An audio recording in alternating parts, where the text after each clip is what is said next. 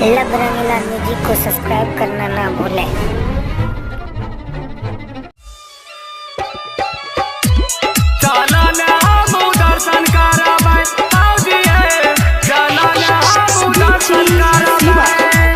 Presented by SK Music Recording Studio, Saharsa.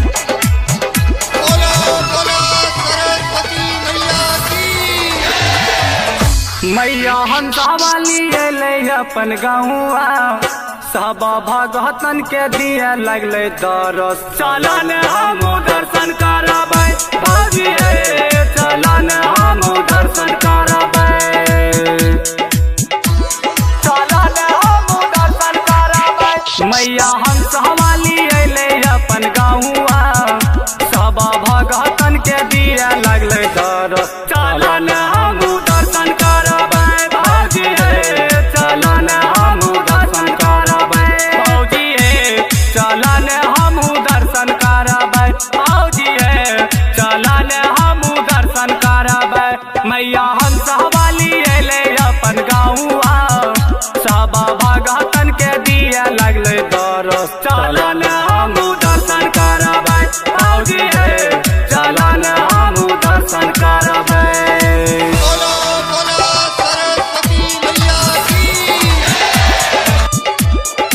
Presented by SK Music Recording Studio, Saharsa.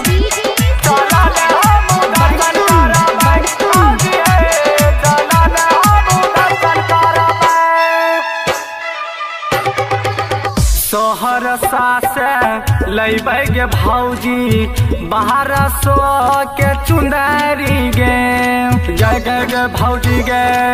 Saharsa से लैबै गे भौजी बाहर सो के चुंदरी गे, माई के शरण में जाय के चढ़ैबै लाल लाल चुंदरी गे। मैया हंसा वाली अयले अपन गाँवा सब भगतन के दिए लगले दरस। चलन हम दर्शन करबै भौजी हे, चलन हम दर्शन करबै भौजी गे, चलन हम दर्शन करबै भौजी गे, चलन हम दर्शन करबै। मैया हंसा वाली अयले अपन गाँवा सब भगतन के दिए लगले दरस। चलन हम दर्शन करबै भौजी हे, चलन हम दर्शन करबै।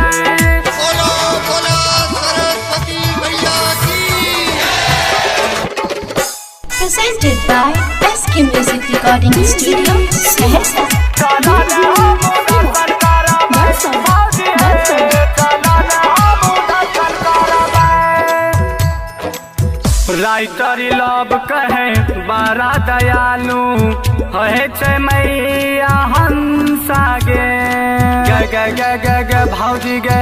राइटर लव कहे बड़ा दयालु है छै मैया हंसा गे, भगतन के गला लगाबै विद्या दाता मैया गे, विद्या दाता मैया गे। मैया रमान के चरण लगहिला सब बालक पदाया दिखाई दो। चलन हम दर्शन करबै भौजी हे, चलन हम दर्शन करबै भौजी हे, चलन हम दर्शन करबै भौजी हे, चलन हम दर्शन करबै।